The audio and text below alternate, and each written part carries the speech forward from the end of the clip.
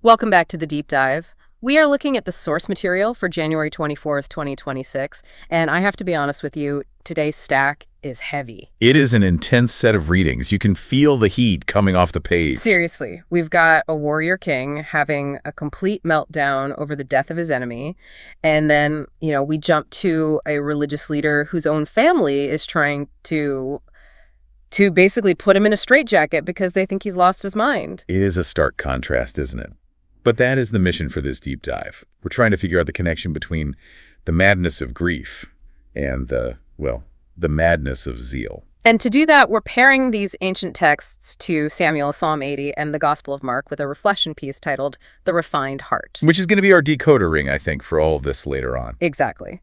But let's start with the boots on the ground action, 2 Samuel chapter 1. The scene is set in a place called Ziklag. Now, for the listener who doesn't have a map of the ancient Near East handy, what is Ziklag and why are we there? Ziklag is a town in the southern desert, the Negev. And at this point in the story, it's basically David's hideout. He's been on the run from King Saul for years. Okay, so this is his base of operation. It is. And the mood in the camp should be celebratory. The source says they've just come back from a major victory against the Amalekites. Right. They rescued their families, got their stuff back. They should be feeling pretty good. Exactly. They've been back for 2 days, probably resting, feeling secure for the first time in months.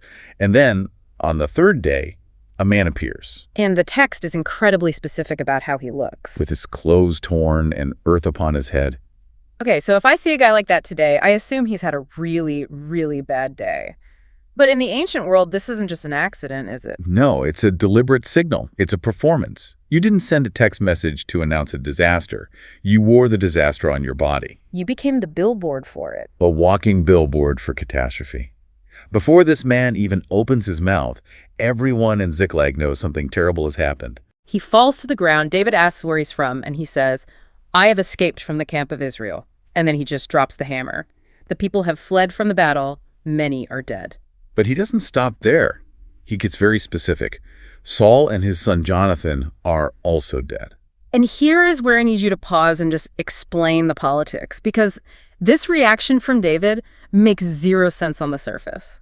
Saul is the villain of his story. He absolutely is. He's hunted David like an animal. Logically, shouldn't this messenger be expecting a reward? You'd think so. I mean, from a standard political lens, this is the best news David could possibly receive. The rival is gone. The path to the throne is clear. This guy must think he's delivering the winning lottery ticket. For sure. But David, he doesn't celebrate. The text says David took hold of his clothes and tore them. And it wasn't just him. No, all the men with him did the same. This is crucial. It wasn't a private, quiet moment. This was a communal, almost violent act of grief. They're destroying their own property to mirror the destruction of the nation. And the list of who they're crying for is so interesting. It says they wept for Saul and for Jonathan his son and for the people of the Lord and for the house of Israel. Did you notice the order? Yeah, Saul is first on the list, his enemy. That is an act of incredible magnanimity. David is able to separate the man who hated him, from the office of the king. He recognizes that Saul was the Lord's anointed. So he isn't grieving the loss of a friend in Saul? No, he's grieving the humiliation of Israel, the fall of its leader. Which brings us to the lament itself, the Song of the Bow. And the source says David ordered this to be taught to the people of Judah. So this wasn't just a diary entry. He wanted this to be like a national anthem of mourning. It's a brilliant political move, if you think about it. The nation is on the verge of civil war. By leading the mourning for his rival, David is unifying everyone. He's showing them that he respects the old regime. But when you look at the lyrics, it doesn't feel like just politics. There are some lines here that feel deeply personal and honestly a little surprising. Which ones stand out to you? Well, he calls Saul and Jonathan swifter than eagles, stronger than lions.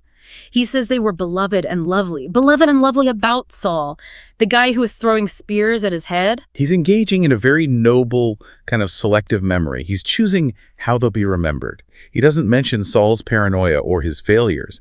He immortalizes their strengths. He's telling the nation, this is how we remember them, as eagles, as lions, not the other stuff. Precisely. And then he pivots to the women of Israel. This part struck me as oddly practical. He says, "Daughters of Israel, weep over Saul, who clothed you in scarlet and in luxury." It's an economic appeal.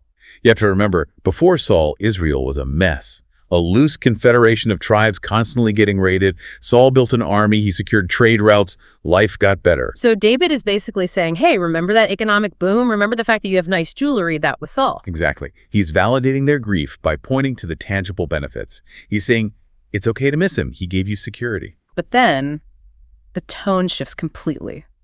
We move from the national stage to his private heart. He starts talking to Jonathan. And this is the emotional core of the whole thing. He says, I am distressed for you, my brother Jonathan. And then this famous heavy line, your love to me was extraordinary, surpassing the love of women. Now we have to unpack this. We do. Because modern ears hear that and we immediately want to put it in a box. What is the source text actually telling us about their relationship? Well, in that ancient warrior society, the bond between men who fight back to back, who literally save each other's lives, it's often seen as the highest form of connection. It's the bond of the foxhole. So he's saying this bond was unique? Yes. Remember, marriages back then were often transactional political arrangements. This friendship with Jonathan, it was chosen, and it was dangerous. Jonathan defied his own father, the king, to save David. So he's saying no one man or woman has ever loved him or protected him like that. Exactly. It's a devastatingly personal moment. And then he ends with that refrain, how the mighty have fallen. He says it 3 times. It's the shock. He's looking at the weapons of war, the bows, the shields, and realizing they just failed. All that eagle swiftness couldn't stop death. A whole era is over. It's the end of everything he's known. So we have this very loud, physical, tearing your clothes kind of grief in 2 Samuel. And that transitions us so well to Psalm 80. Because here, the grief feels wetter. That is a vivid way to put it, yes. Well, the imagery is just drenched. The source says, you have fed them with the bread of tears and given them tears to drink in full measure. The bread of tears is one of the most potent metaphors in the entire Psalter. Dig into that for me. What does it imply to eat tears as your daily bread? Well, bread is a staple. It's what sustains you. It's basic. So the psalmist is saying that sorrow has become their diet. It's what they consume from morning to night. It's not just an event that happened. It's the very condition of their life now. And unlike David's very specific grief, this psalm feels like a state of national panic. Right. Why have you broken down its walls so that all who pass along the way pluck its fruit? The whole nation feels exposed. This connects right back to that fear in Ziklag, doesn't it? When the king dies, the walls are down. You're vulnerable. Exactly. It captures that feeling perfectly. When your leadership collapses or when you feel like God has abandoned you, you aren't just sad. You are profoundly unsafe. And the source mentions the neighbors. You make us the scorn of our neighbors. Our enemies laugh among themselves. That's the sting of shame. Yeah. It's bad enough to be hurting. It's worse when the people across the border are mocking you for it. So the Old Testament sources give us this landscape of just high-stakes emotion, violent grief, vulnerability, shame. A desperate plea for restoration, yes. Now keep that intensity in your mind, because we are going to jump to the gospel reading, Mark chapter 3. And on the surface, this feels like a totally different movie. We aren't on a battlefield, we're in a house. But the pressure is exactly the same. Set the scene for us. Jesus is in a house with his disciples, and the source says the crowd came together again. And notice that small detail, so that they could not even eat. Right. I think we tend to gloss over that. We picture Jesus teaching a polite little class. No, this is a crush of humanity. It's chaotic. People are desperate.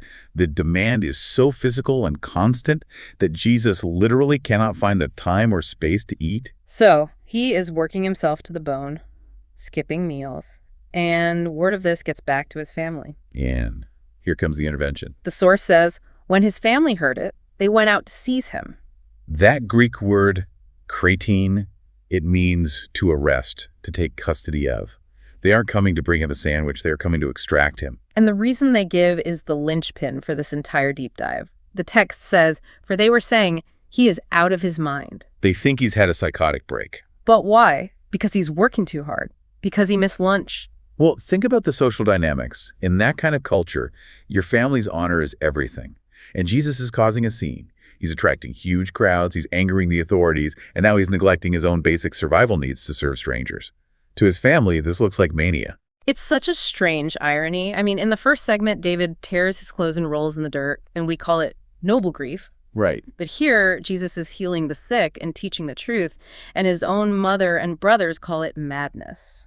It really exposes how we police behavior, doesn't it? We have a category for grief. We understand why someone would fall apart when a tragedy hits, but we don't really have a category for total self-sacrificial zeal. Right. When we see someone who is all in to the point of their own discomfort, we get nervous. I think that isn't healthy. That's obsessive. You need some work-life balance. Yeah. His family is looking at him and thinking, you are embarrassing us and you are destroying yourself. Come home. So the madness of the gospel is that it doesn't make sense to the people on the sidelines. Precisely. It disturbs the social order. And this leads us perfectly to the reflection piece in our stack, The Refined Heart, because it tackles this exact accusation. It does. The author makes a really strong argument that total dedication to God often looks like unreasonableness to the world. Unreasonable. I like that word. We live in a world that worships reason. We love optimization and self-care. And look, those are generally good things. The source isn't saying self-care is bad, but it argues that there are moments where the mission is so demanding that balance is the wrong metric to use. The reflection says, following the Lord faithfully may lead to rejection or misjudgment, even by those closest to you. And that's the kicker, isn't it? It isn't the Romans coming to arrest Jesus here. It's his family, the people who love him. The hardest opposition often comes from people who just don't get the mission. Because they're operating on a different logic? Completely. They're on the logic of safety and preservation. Jesus is on the logic of sacrifice. And those two logics cannot coexist peacefully. One will always look crazy to the other. So if you find yourself in that spot, if you feel like you're doing what you're called to do, but everyone around you is telling you to tone it down, what does the source material offer? What's the toolkit? It points us to Psalm 91. The Lord is my refuge and my stronghold. It's about moving the locus of your security. If your security comes from your family's approval or from what your neighbors think, you're sunk. Because the moment you do something unreasonable, they're going to pull that approval away. Exactly. If Jesus needed his family's validation, the whole thing would have ended right there at Mark chapter 3. He would have gone home. But his stronghold was somewhere else. The reflection ends with a prayer for a refined heart. And I wanted to ask you about that phrasing. Why refined? Think about metallurgy. How do you refine gold? You put it in the fire, you heat it up until it melts, and all the impurities, the dross, it all burns off. So a refined heart isn't a soft, fluffy heart. Not at all. It's a heart that has been tested. It's a heart that has been through the heat of misunderstanding, the heat of grief, the heat of criticism, and has come out stronger and purer on the other side. It's asking for the resilience to say, I am going to keep doing this even if you think I'm out of my mind. It connects back to David, too. David had to be refined through that grief in Ziklag to become the king who could unite Israel. He had to go through the fire of losing Jonathan. So we have this thread running through all the sources today. The tearing of the clothes, the bread of tears, the accusation of madness. It's all about the cost of deep love. Deep love for a friend, deep love for a nation, or deep love for God. None of it is cheap. It all costs something. It costs your dignity, your comfort, maybe even your reputation. That is a heavy takeaway. We usually want the life hack version of faith, where everything just gets easier. The sources today don't offer that. But I think they're trying to tell us that the cost is worth it, that there's a kind of glory in the madness if it's directed at the right things. Which brings us to the final challenge for you, the listener.